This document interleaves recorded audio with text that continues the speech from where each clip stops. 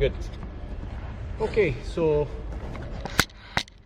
the plan I'm gonna talk about today is about developing hypertrophy in a 25 years old male subject. No sport background, just from general population. I would say that resistance training in general is a sort of a conditioning means, as its scope, merit, relevance during the entire lifespan. We know that muscle mass density or quantity is commonly defined as a key marker or key measure of health. So that's why there's been in the last probably 20-25 years a exponential interest or growing interest about developing resistance training plans facilitating the increase of muscle mass. Now, our case study is not an athlete, but assuming that he or she, in this case, was an athlete, we know that there is a close relationship between muscle mass, force or maximal strength, and power, which definitely are the key determinants for success in any sport. For some sports, they are the primary or the most important determinants. Think about boxing, I would say, think about rugby, think about bodybuilding by itself as a sport discipline, while for others we are not trying to optimize hypertrophic effects because it can have like a sort of adverse role for the sport discipline. But in this case, I think that the general aim fits the purpose, general population. We are not aware whether or not this guy is going to do some additional workout in the form of aerobic training, interval training, but something I'm going to touch upon in case we want to schedule a plan which takes into account resistance training and aerobic stuff as well. So in terms of methodology, the duration of the plan is 12 weeks for the main reason that hypertrophic entails morphological changes, so changes in the periphery / muscles. To achieve that, we need at least 6, 7, 8 weeks. Usually the first changes in functional capabilities are due to neural adaptations, so our brain is able to recruit more muscles, different muscle groups in the same muscle, more motor units. This is commonly referred to as intermuscular and intramuscular coordination. So actually you are able to recruit more, okay? Sort of a teamwork. After 6, 7, 8 weeks, we can assume some changes of the so-called cross-sectional area, which means the muscle density, the muscle structure, and as a consequence, we can expect the changes of muscular volume. So that's why we should at least have a plan not running for not less than 8 weeks. According to Jamie's plan, we had 2 blocks of 6. Now this is entirely depending on the periodization approach we're going to use. I would suggest using a periodization which is sort of undulating, and I'm going to explain you what does it mean. So undulating means that we're going to manipulate volume and intensity. When the volume is high, we're going to stick with the lower bound of intensity. When the volume is going to reduce, we're going to increase the intensity. Because we want to avoid the monotony in our plan, so we want to induce a stress on the body, either by having higher volume or higher intensity. We know that both intensity and volume have a clear role in hypertrophic effects. Doesn't matter whether you stress, you put your body under stress as a consequence of extensive workout or as a consequence of intensive workout. As long as there is a stress, you can assume this sort of anabolic changes, so changes leading on muscular growth. Anyway, we need some volume, so that's why the frequency, which in this case was selected to be between 4 and 5 sessions a week, sounds very appropriate. Now, I'm not delving very deeply into the details, but we can either use an approach where we do every day a different muscle group, or we can condense, let's say, 2 muscles groups. Usually, just to give an example, we can train or work out big muscles groups like the chest and synergetic muscles like the triceps in order to emphasize hypertrophic effects on either or. If we want to emphasize hypertrophic effects on the chest, probably we're going to do some exercises for the triceps first, because we want to avoid the contribution of triceps when working with the chest, or the other way around. But this is entirely up to the coach in sort of collaboration with the trainee. Okay, I usually take into account the preferences of my trainees. Volume. So we need the volume to develop or facilitate hypertrophic effects. I like to use ranges. So usually a range between 8 to 50 reps sounds, or at least from the evidence we have in the scientific literature, is what we should stick with. Now the most recent literature actually is against the sets to failure. So you don't really need to achieve a failure, muscular failure or technical failure when doing resistance training. You can stay usually 2-3 reps away from a muscular failure. There is no additional advantage to reach failure if you want to induce hypertrophic effects. And by the way, you are avoiding the adverse effects of failure, which is muscular disruption, micro tears, and DOMS on the following day. So, volume. We have talked about volume. We are going to use a multi-set approach. We know that for hypertrophic effects in general, for resistance training, we need multi-sets rather than a single set.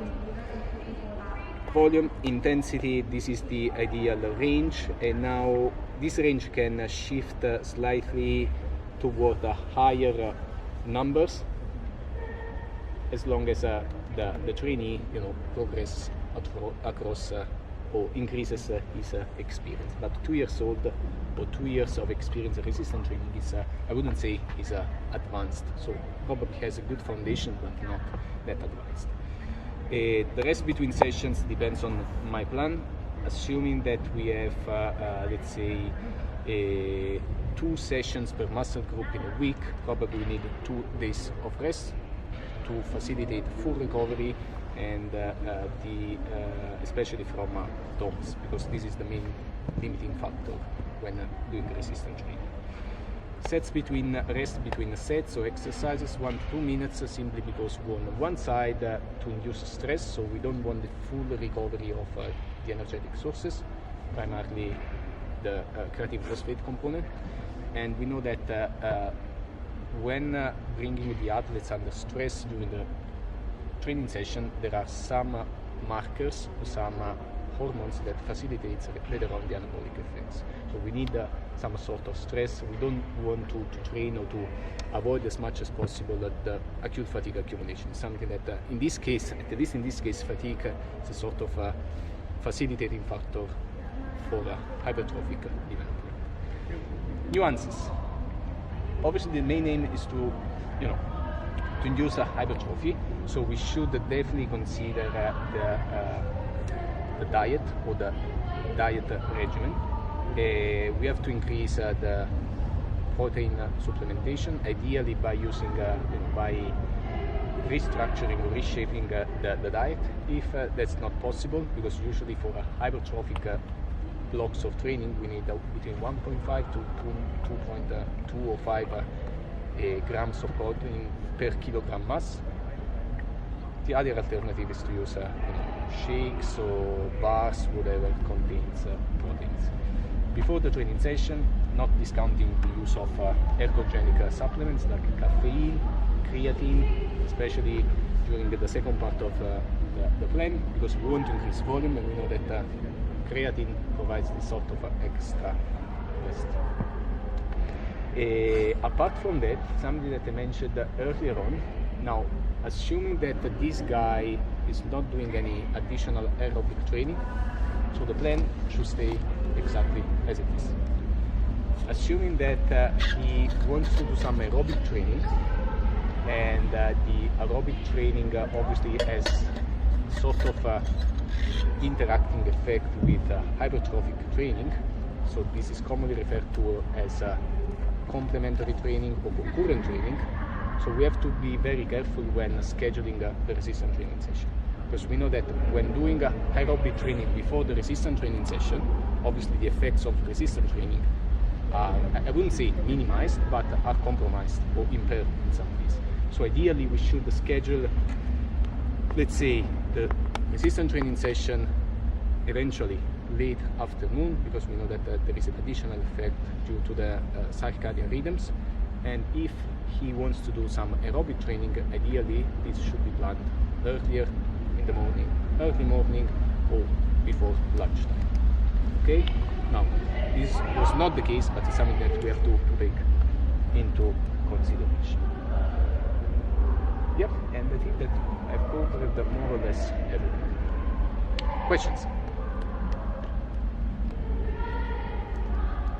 Ask 6 questions to Jay. I need 2, 3 at least. You didn't mention much about muscle type. Sorry? You didn't mention much about muscle type. Yeah. Okay. So do you want me to elaborate on that? Yeah. Yeah. So let's say from a physiological or histological perspective, we have 3 different muscle fiber types. We have 2 big families, type 1 and type 2. Where for type 1 we mean the fiber types which are commonly referred to the slow type or red fiber types. They are primarily involved in let's say daily low intensity activities. Now, just standing, my postural muscles are primarily composed of slow type or slow twitch type fibers. Endurance training definitely is supported or facilitated by slow twitch muscle types. There are pros and cons with fiber types. Now the slow ones definitely cannot produce a very high level of force and power, but on the flip side they don't get fatigued so fast. On the other side, the fast twitch types, so type 2, and in type 2 we have 2 different categories, subcategories, A and X, where X are those that can possibly be translated or converted into A or type 1.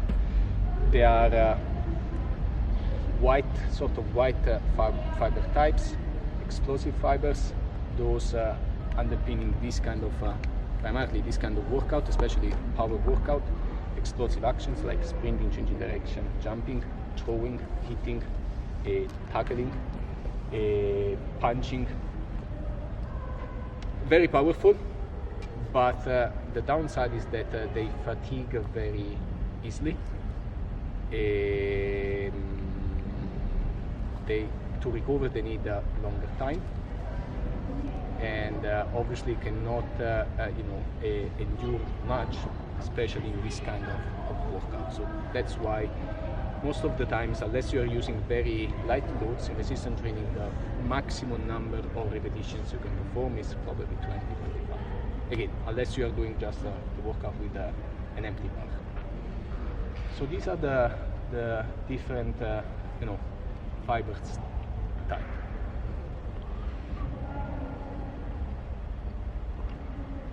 So you mentioned about going to failure, yep. How that wasn't as kind of effective, really.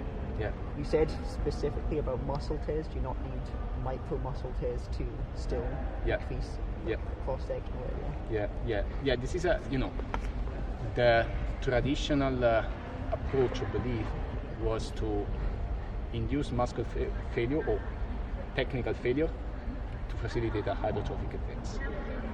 Now, the beauty of science is that to have the possibility to collect analytically all the studies conducted on similar populations, similar protocols where the aim was hypertrophic effects. And these kind of studies are commonly defined as systematic reviews and meta-analysis. So meta-analysis, you have like a pool of an estimate which tells you, look, these are the plans we've been using, failures against not failure. Is there any advantage of any of the two over the other? And in the literature you can find out that actually they are more or less the same. So there is not a clear trend toward any of the two, which means if you want to do failure, do failure. If you don't want to do failure, because probably you're not happy to experience on the spot on the same day this sort of discomfort fatigue, pain sometimes. You don't need to. Actually, you're gonna achieve the same effects without doing sets to failure. Okay? So when I make a clear statement, usually I refer to systematic reviews and meta-analysis, which are the top evidence in the scientific literature, because it's a collection of a lot of studies, not just one study, which can be easily passed. That's just over 15 minutes. 15? 15, yeah. Okay, usually the exam is 20 minutes, so we Oh, have right, 10 okay. minutes left if you want. Right. Other questions? Would you need to consider carbohydrates or fats for this specific climb? Carbohydrates probably before the training session. Again, it depends on how well structured is your diet. You know, I personally, this is my personal opinion, if I can be balanced and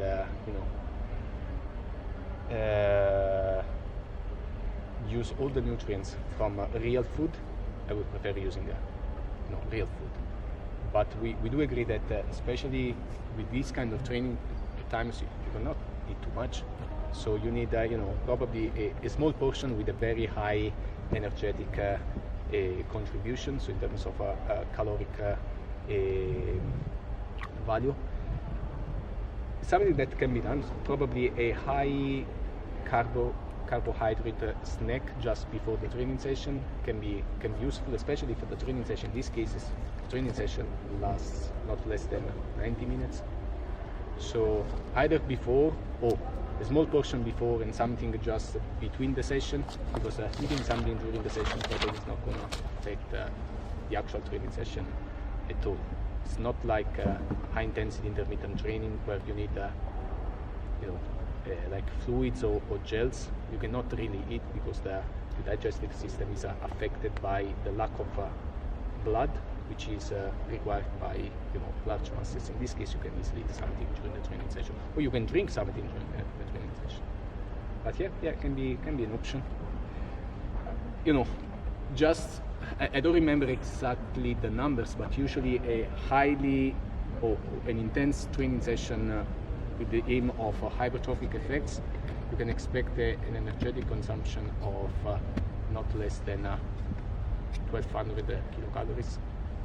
Usually 1,000, 1,500. Again, 90 minutes of workout.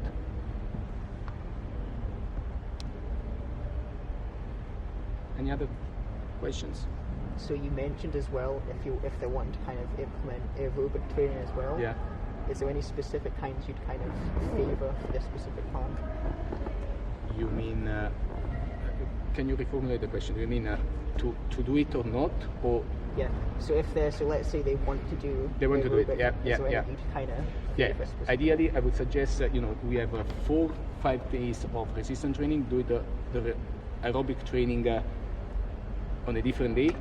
If you're training in the gym 7 a.m., 6, 7 p.m.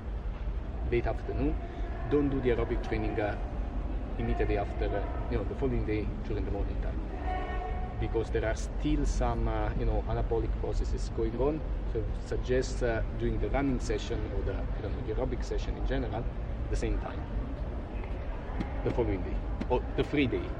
If you don't have this sort of privilege that you can train every day with a different content, then on the same day I would suggest doing the aerobic running or aerobic workout early in the morning and the resistance training stuff later during the afternoon. Just because of the different energetic systems you want to use.